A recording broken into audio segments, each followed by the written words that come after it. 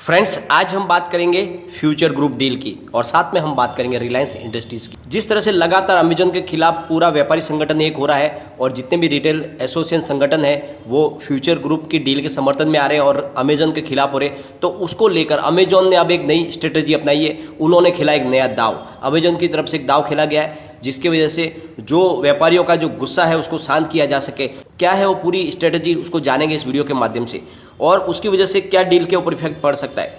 और साथ में फ्रेंड, रिलायंस इंडस्ट्रीज के अंदर लगातार तेजी का माहौल बन रहा है और हमने काफ़ी समय से आपको बोला था कि रिलायंस इंडस्ट्रीज में आप खरीदारी करो।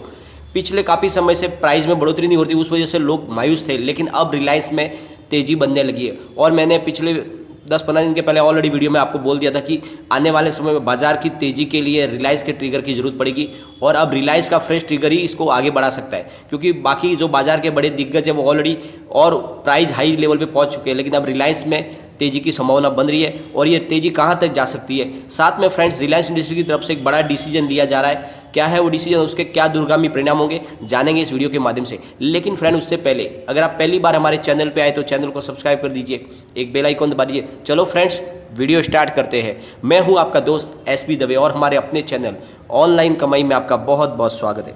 फ्रेंड्स, जैसे कि आपको पता ही है, एक एक करके जितने भी संगठन है व्यापारियों के, चाहे वो सप्लायर का संगठन हो या फिर कैट हो, वो सारे के सारे डील के समर्थन में है और अमेजोन के खिलाफ है। और इसी नाराज़गी को कम करने के लिए अमेजोन ने एक बहुत बड़ा फैसला लिया है। अमेजोन ने करीब 50,000 ऑफलाइन रिटेल स्टोर के साथ में टाई अप किया, यानी जो छोटी छोटी किराना की दुकानदार है उनके साथ में अमेजोन टाई अप कर रहा है छोटे छोटे शहरों में।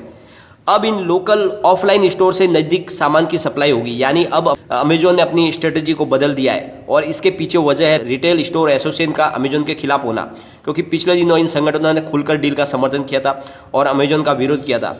तो अब खुद उनको वापस खुश करने के लिए अमेजोन की तरफ से ये नया तरीका आजमाया जा रहा है, ताकि जो व्यापारी संगठन है, जो रिटेल एसोसिएशन है, वो उनके खिलाफ ना हो, क्योंकि उनको पता चल गया है कि धीरे धीरे पूरे हिंदुस्तान के जितने भी छोटे मोटे व्यापारी हैं वो सब उनके खिलाफ होते जा रहे हैं और इस तरह से उनको पता है कि काम करना मुश्किल हो जाएगा और इसीलिए उन्होंने ये फिर एक नया तरीका अपनाया। ई कॉमर्स कंपनी अमेजोन ने रविवार यानी कल के दिन में कहा है कि उन्होंने करीब 50,000 ऑफलाइन रिटेल स्टोर, जो करीब 450 शहरों में फैले हुए छोटे छोटे जो रिटेल स्टोर है, उनको हमने लोकल शॉप प्रोग्राम में ज्वाइन किया है, जो हमने अप्रैल में लॉन्च किया था। और अब लोकल किराना स्टोर भी अपना सामान ऑनलाइन बेच पाएंगे। इससे पहले अक्टूबर में अमेजोन इंडिया के हेड ने कहा था कि हमने 20,000 रिटेल स्टोर्स को अपने टाइप कर लिया है।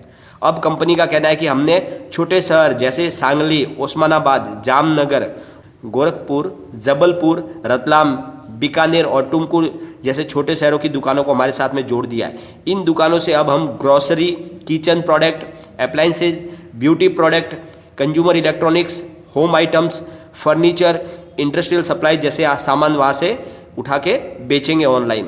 तो इनका तरीका है अमेजोन का, वो ये है कि इस तरह से जो उनके खिलाफ माहौल बन रहा है उसको रोका जाए। लगातार एक तरफ तो उनको पता है कि वो कानूनी लड़ाई लड़ रहा है, सुप्रीम कोर्ट में उसने अपनी तरफ से केस दाखिल कर दिया है, लेकिन दूसरी तरफ उसको व्यापारियों के साथ भी लड़ना होगा, क्योंकि जितने भी सप्लायर हैं उनके पैसे अटके हुए डील के अंदर।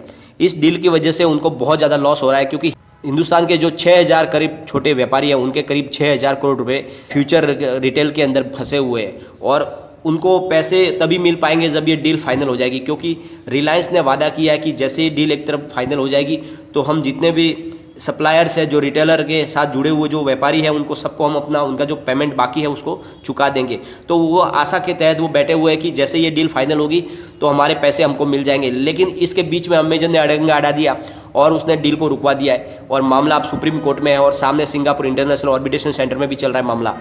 और इसके बीच में लगातार जो एसोसिएशन है, व्यापारी एसोसिएशन, छोटे बड़े जो भी संगठन है, वो सब डील के समर्थन में आने लगे और अमेजोन के खिलाफ होने लगे।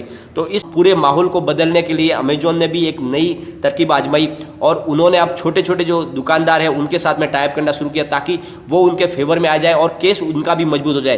तो एक नया तरीका आजमाया जा रहा है और जिस वजह से डील के समर्थन में जो लगातार व्यापारी संगठन हो रहे हैं उनके बीच में फूट पड़ जाए, ऐसा काम अमेजोन की तरफ से किया जा रहा है। और ये तरीका आजमाया जा रहा है अमेजोन का, ताकि जो डील के सपोर्ट में जितने भी संगठन है सब एक तरफ न हो जाए, कुछ उनके सपोर्ट में भी आए तो बीच का मामला बने। इस तरह से उन्होंने लड़ाई लड़ने के लिए एक हथियार भी आजमाना शुरू कर दिया है। और फ्रेंड्स, लेकिन अभी फिलहाल डील की तरफ से कोई अपडेट बड़ी निकल कर नहीं आई है, क्योंकि अभी भी जो मामला है वो सुप्रीम कोर्ट के अंदर है, क्योंकि उन्होंने 3 सप्ताह का जो वक्त दिया हुआ है, अभी तक वो वक्त पूरा नहीं हुआ। उस 3 सप्ताह के वक्त के दौरान रिलायंस रिटेल वेंचर को और साथ में फ्यूचर रिटेल को अपनी तरफ से जवाब दाखिल करने को कहा गया है। जो अमेजोन की जो इसमें ऑब्जेक्शन है उनका क्या जवाब है उनको देना होगा। और दूसरी तरफ ये सब सुनवाई तभी शुरू होगी जब उनकी तरफ से जवाब दाखिल कर दिया जाएगा, उसके बाद में सुप्रीम कोर्ट में सुनवाई शुरू होगी और उसके बाद में ही ये मामले की तरफ से जो निवारण आएगा फ्रेंड। लेकिन सबसे बड़ी बात, इस दौरान फ्यूचर ग्रुप के शेयरों में फिलहाल जो है एक जगह पे फ्रीज हो गए ऐसे स्टॉक लग रहे हैं, क्योंकि बड़ी गिरावट नहीं है लेकिन तेजी भी नहीं बन पा रही है। तो आज का अगर ट्रेडिंग कारोबार देखें फ्रेंड, तो फ्यूचर ग्रुप के लगभग 2 शेयरों में तेजी है, 2 में थोड़ी सी गिरावट है और 1 में कल की ही क्लोजिंग है। तो जरा हम एक एक करके डिस्कस कर लेते हैं फ्रेंड। फ्यूचर रिटेल 68.75 पर करीब 0.29% डाउन पर है।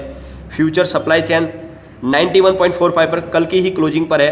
और फ्यूचर लाइफ स्टाइल 77.50 पर 0.32% डाउन पर है।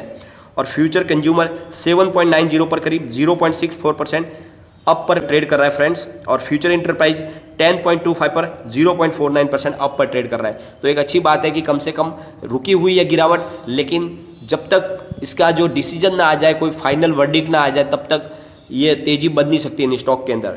अब फ्रेंड्स चलेंगे हम रिलायंस इंडस्ट्रीज़ की तरफ से। रिलायंस इंडस्ट्रीज़ के अंदर बहुत ही ज़बरदस्त तेज़ी का माहौल बना हुआ है और पूरे बाजार को रिलायंस इंडस्ट्रीज़ खींच रहा है। और अब मोतीलाल ओसवाल ने भी इसको बाय का टारगेट दिया है रिलायंस इंडस्ट्रीज़ का 2178 की प्राइस के हिसाब से उन्होंने कॉल दी है, लेकिन वो प्राइस तो अभी आगे बढ़ चुकी है, लेकिन उन्होंने 2285 का टारगेट दिया हुआ है और बहुत जल्द ये टारगेट अचीव भी हो सकता है। तो इसमें रिलायंस में खरीदारी करनी चाहिए और मैंने तो लगातार आपको बोला कि रिलायंस इंडस्ट्री में खरीदारी करनी चाहिए और अब यहाँ से बहुत ज़बरदस्त तेज़ी का माहौल बन रहा है। तो और इसके पीछे वजह है फ्रेंड्स, रिलायंस इंडस्ट्री एग्रेसिव तरीके से अपने कारोबार को बढ़ा रही है। रिलायंस इंडस्ट्री ने अभी तक करीब 100 से ज़्यादा कंपनियों में अपना इन्वेस्टमेंट किया हुआ है और लगातार अपने कारोबार को बढ़ा रही है और ये 2021 में भी उनका ये सफ़र जारी रहेगा, यानी आने वाले समय में और बहुत सारी कंपनियों के अंदर वो इन्वेस्टमेंट करने जा रही है। यानी लगातार जो उनका निवेश बाहर से आ रहा है उसको फिर से दूसरी कंपनियों में निवेश किया जा रहा है और कंपनी आने वाले समय में ब्लॉकचेन, क्लाउड, एमआर, गेमिंग और बैंकिंग सॉफ्टवेयर जैसी फर्मों के अंदर निवेश करने जा रही है। और ये सौदे Jio Platform, Jio Mart, Reliance Retail Venture, Reliance Industrial Investment and Holding Limited और Reliance Strategic Business Venture Limited के माध्यम से करेंगे।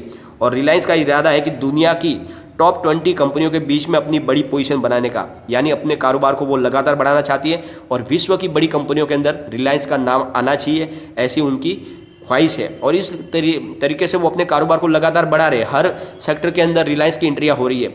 आप कोई भी सेक्टर उठा के देख लो, उसमें रिलायंस की हिस्सेदारी है।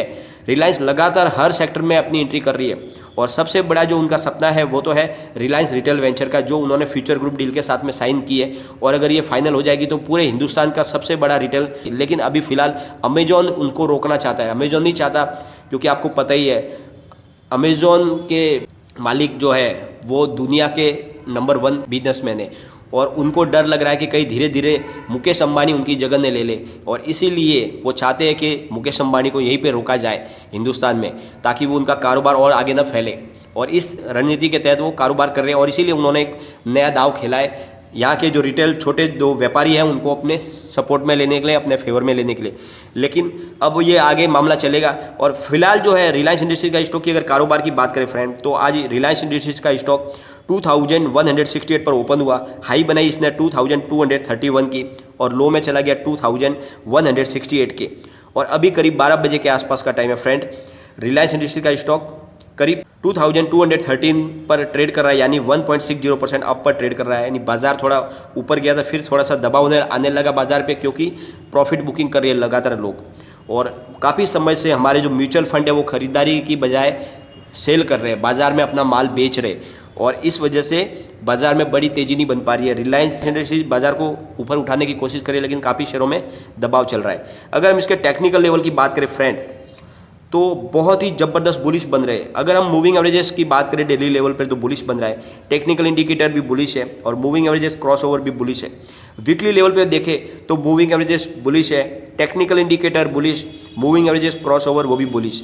और अगर मंथली लेवल पर देखें तो moving averages bullish, technical indicator भी बुलिश और मूविंग एवरेज क्रॉसओवर वो भी बुलिश। तो इसका मतलब आने वाले 1 महीने तक लगातार रिलायंस इंडस्ट्रीज में तेजी जारी रहेगी, यानी यहाँ पर गिरावट की संभावना कहीं दिख नहीं रही है। बहुत ही जबरदस्त माहौल बन चुका है रिलायंस में। अगर हम इसके पिवट लेवल की बात करें फ्रेंड, यहाँ से स्टॉक अगर गिरता है, वैसे माहौल नहीं है लेकिन अगर बाजार में बड़ी करेक्शन आएगी तो रिलायंस का शेयर भी गिरेगा। तो जो पहला सपोर्ट है वो है 2087 का, सेकंड सपोर्ट है 1996 का और थर्ड सपोर्ट है 1930 का। तो गिरावट के दौरान ये 1930 तक जा सकता है, लेकिन बाजार में अगर बड़ा करेक्शन आएगा तो।